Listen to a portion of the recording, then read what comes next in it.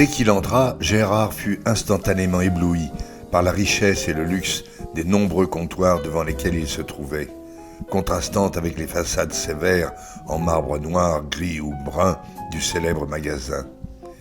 Il se rendit compte qu'il n'y était jamais entré, ou alors il y avait très longtemps et il ne s'en souvenait plus. Quand les enfants étaient jeunes, il leur était arrivé souvent d'aller voir les vitrines de Noël, du printemps et des galeries Lafayette. Elles étaient magnifiques, mais Gérard se souvenait seulement que c'était une cohue indescriptible, qu'il fallait se garer très loin et qu'il rentrait chaque fois exténué de cette expédition. Les visiteurs étaient nombreux et il mit quelques secondes pour repérer Jeanne, qui s'était déjà enfoncée dans cet univers de rêve.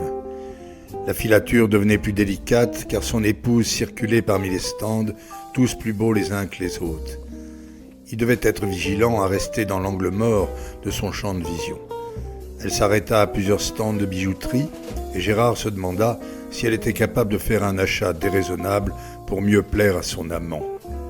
Quand elle arriva devant le stand Givenchy, elle commença par y planer, puis s'adressa à une vendeuse qui lui présenta divers parfums, lui donnant sans doute des précisions sur les produits qu'elle lui désignait.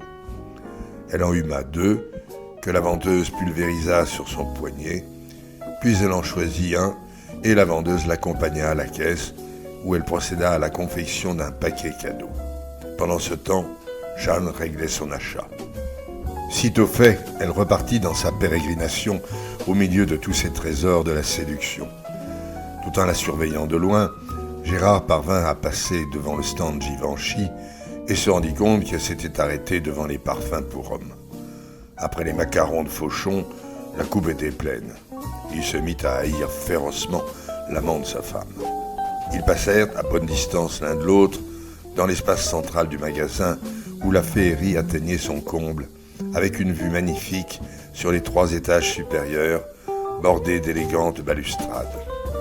Au-dessus, la coupole centrale était d'une éblouissante beauté, avec des vitraux ou pseudo-vitraux aux couleurs délicates. Gérard faillit en oublier sa filature, mais Dieu merci, Jeanne ne se pressait pas.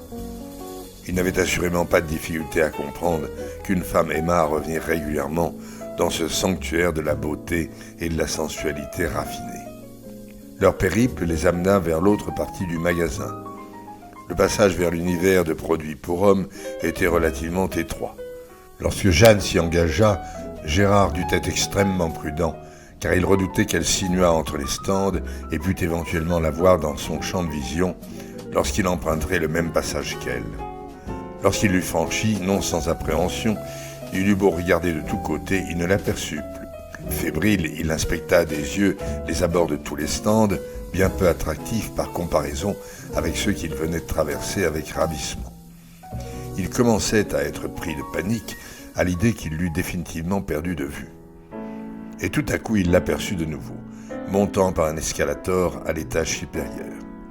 Il dut attendre qu'elle ait disparu pour pouvoir s'y engager à son tour. Les stands pour hommes étaient peu attirants. Gérard se demanda ce qu'elle pouvait bien y rechercher. Un moment, il craignit d'avoir à subir l'épreuve de l'achat d'une cravate, mais il se rendit compte qu'elle pressait le pas et la vit se diriger vers la sortie sans marquer aucune halte.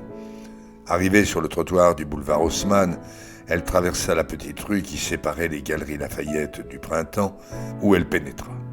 Gérard la laissa prendre de l'avance, admirant au passage la beauté de l'entrée, une élégante rotonde dotée de 2 belles colonnes en marbre de couleur crème, autrement plus esthétique que les sombres et anonymes entrées des galeries Lafayette. Mais l'intérieur du magasin le déçut, très ordinaire par rapport à celui de son concurrent et voisin. Il aperçut Jeanne, qui avait repris sa filature, admirant de nouveau les comptoirs des produits de luxe. Était-ce parce qu'elle avait fait aux galeries Lafayette l'achat pour lequel elle était venue? Toujours est-il qu'elle se tardait moins. Ils furent bientôt de nouveau sur le boulevard Haussmann, où elle accéléra le pas, se dirigeant visiblement désormais vers la gare Saint-Lazare. Tout en la suivant à bonne distance, car l'affluence n'était pas considérable, Gérard voyait se préciser l'inéluctable. Il n'y avait aucune raison pour qu'elle y eût un rendez-vous avec Colette, et elle s'y rendait pour un tout autre motif qu'il devinait sans difficulté. Arrivée devant la partie de la gare qui correspondait aux grandes lignes, elle traversa et s'engagea dans la vaste cour du Havre, s'approcha des escaliers par lesquels descendaient les voyageurs et se mit à faire lentement les 100 pas, regardant de temps en temps sa montre. Lorsqu'il la vit s'immobiliser face aux arrivées des voyageurs, il comprit que l'issue de sa filature approchait. Son cœur se serra lorsqu'il aperçut un homme se dirigeant vers elle, l'embrassant sans ostentation et partant avec elle en lui donnant son bras. Il était nettement plus grand qu'elle, vêtu d'un pardessus gris et tenant à la main une petite mallette. Il portait des lunettes aux verres fumés. Gérard pensa que c'était pour qu'on puisse difficilement le reconnaître. Pendant quelques instants, Gérard se demanda ce qu'il devait faire. Après tout, il en savait désormais assez et était abattu au point de n'avoir plus envie d'aller plus loin. Pourtant, il voulait en savoir plus. C'était plus fort que lui. Il se mit à les suivre, se meurtrissant le cœur, en même temps que la colère montait en lui. Il les vit prendre la rue Saint-Lazare, puis tourner à gauche dans la rue de Stalingrad. Il hâta le pas pour les avoir de nouveau en vue et les vit s'engager sur la petite place de Stalingrad. Il se mit à marcher plus rapidement encore, craignant d'être irrémédiablement distancé. Il les vit, à l'autre bout de la place, prendre la rue du Havre vers la droite, et quand il y arriva à son tour, il ne les vit plus. L'hôtel de Genève était là, terminus évident de sa longue poursuite. Il dut se retenir pour ne pas y faire irruption, au moins pour les voir tous deux pris de panique. Mais c'était une pulsion insensée, et son amour-propre s'y serait brisé.